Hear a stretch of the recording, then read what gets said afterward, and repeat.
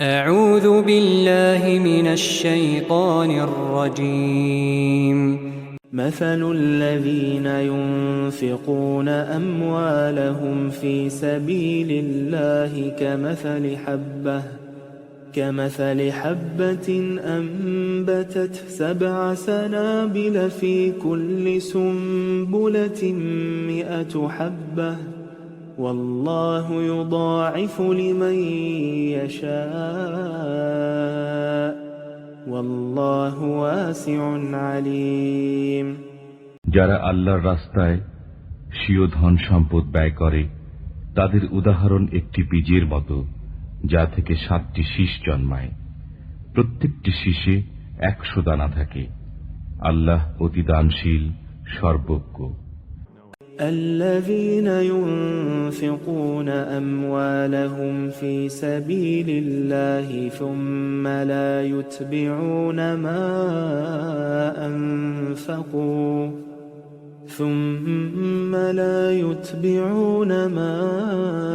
أنفقوا منا ولا أذى لهم أجرهم عند ربهم ولا خوف عليهم ولا هم يحزنون।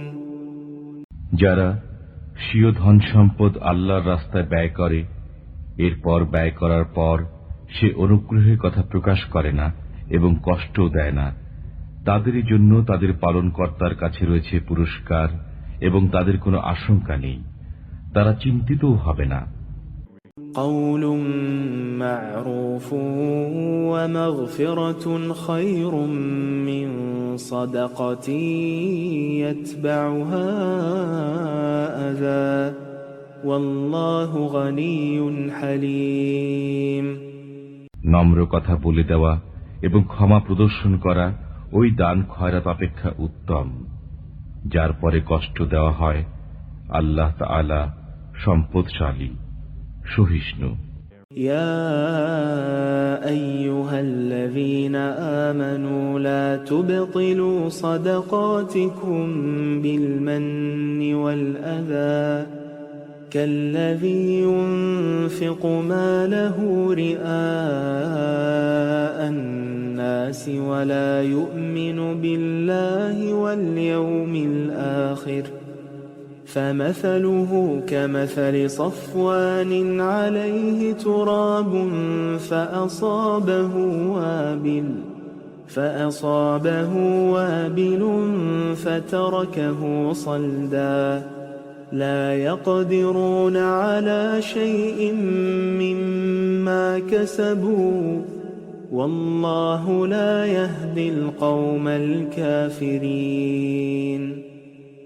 হে ঈমানদারগণ, তোমরা অনুগ্রহের কথা প্রকাশ করে এবং কষ্ট দিয়ে নিজেদের দান খয়রাত বরবাদ করো না।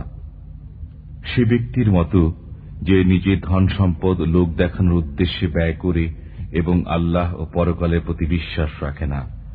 অতএব এ ব্যক্তির দৃষ্টান্ত একটি মসৃণ পাথরের মতো যার উপর কিছু মাটি পড়েছিল, অতঃপর এর উপর প্রবল বৃষ্টি বর্ষিত হল, অনন্তর তাকে সম্পূর্ণ পরিষ্কার করে দিল। তারা ওই বস্তুর কোনো সওয়াব পায় না যা তারা উপার্জন করেছে। আল্লাহ কাফির সম্প্রদায়কে পথ প্রদর্শন করেন না।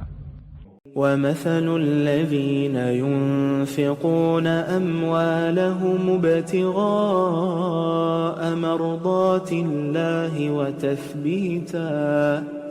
وتثبيتا من أنفسهم كمثل جنة بربوة أصابها وابل فآتت أكلها ضعفين فإن لم يصبها وابل فطل والله بما تعملون بصير। যারা আল্লাহর রাস্তায় স্বীয় ধন সম্পদ ব্যয় করে আল্লাহর সন্তুষ্টি অর্জনের লক্ষ্যে এবং নিজের মনকে সুদৃঢ় করার জন্য, তাদের উদাহরণ টিলায় অবস্থিত বাগানের মতো, যাতে প্রবল বৃষ্টিপাত হয় অতঃপর দ্বিগুণ ফসল দান করে।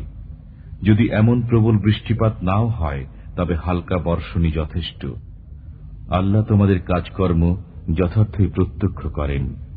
أيود أحدكم أن تكون له جنة من نخيل وأعناب تجري من تحتها الأنهار له فيها من كل الثمرات وأصابه الكبر وله ذرية ضعفاء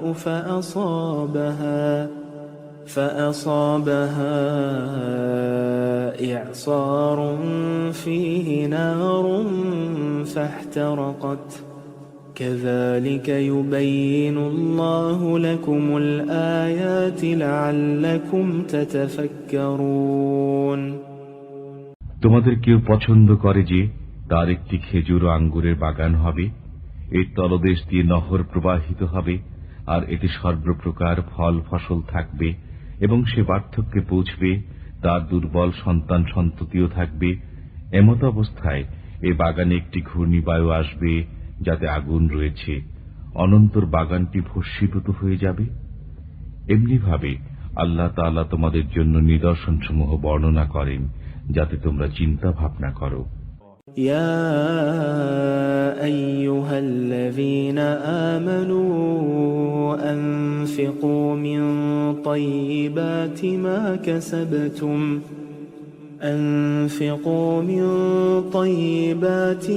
كسبتم ومما أخرجنا لكم من الأرض ولا تيمموا الخبيث منه تنفقون ولستم بآخذيه إلا أن تغمضوا فيه واعلموا أن الله غني حميد হে ঈমানদারগণ, তোমরা স্বীয় উপার্জন থেকে এবং যা আমি তোমাদের জন্য ভূমি থেকে উৎপন্ন করেছি তা থেকে উৎকৃষ্ট বস্তু ব্যয় করো এবং তা থেকে নিকৃষ্ট জিনিস ব্যয় করতে মনস্থ করো না, কেননা তা তোমরা কখনো গ্রহণ করবে না, তবে যদি তোমরা চোখ বন্ধ করে নিয়ে নাও।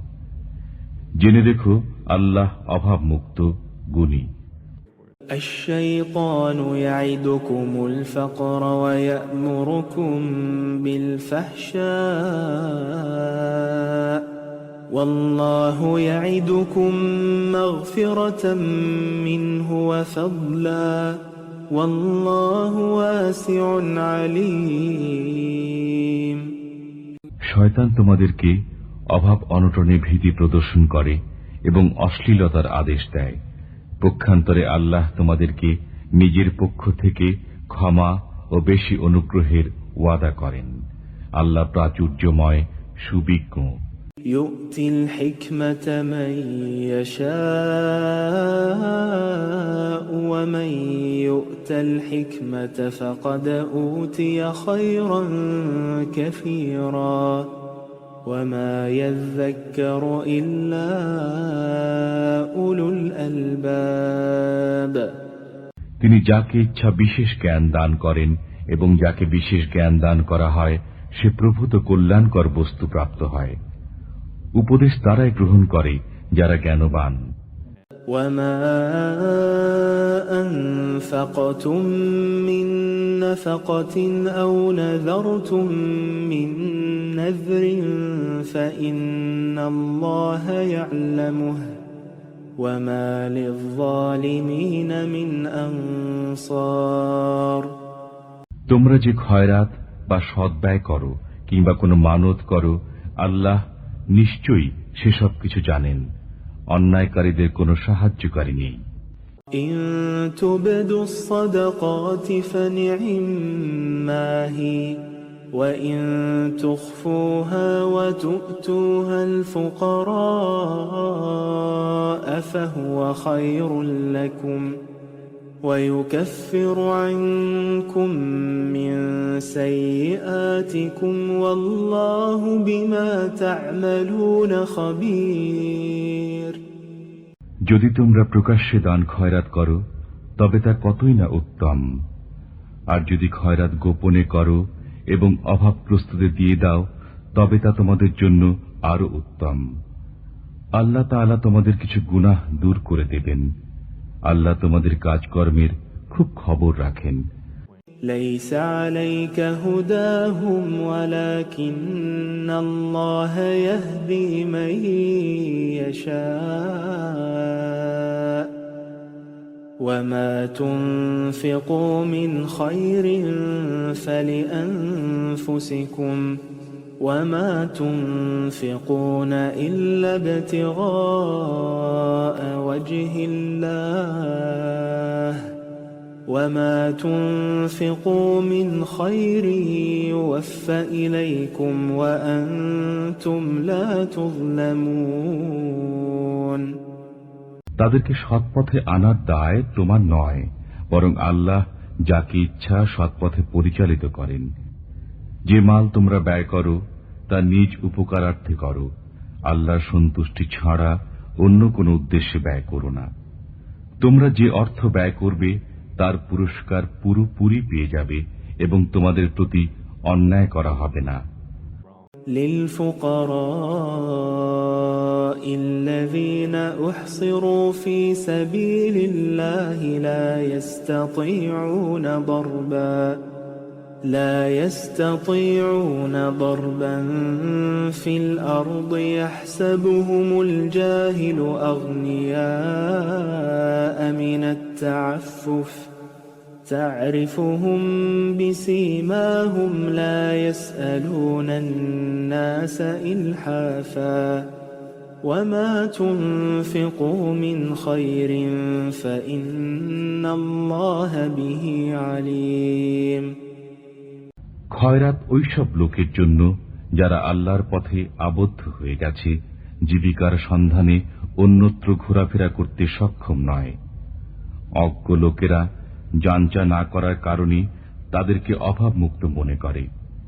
তোমরা তাদেরকে তাদের লক্ষণ দ্বারা চিনবে। তারা মানুষের কাছে কাকুতি মিনতি করে ভিক্ষা চায় না। তোমরা যে অর্থ ব্যয় করবে তা আল্লাহ তাআলা অবশ্যই পরিজ্ঞাত।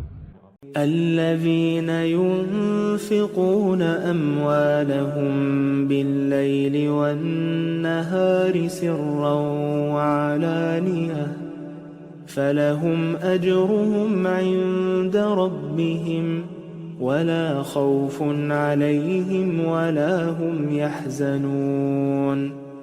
যারা স্বীয় ধন সম্পদ ব্যয় করে রাত্রে এবং দিনে, গোপনে এবং প্রকাশ্যে, তাদের জন্য তাদের সওয়াব রয়েছে তাদের পালনকর্তার কাছে।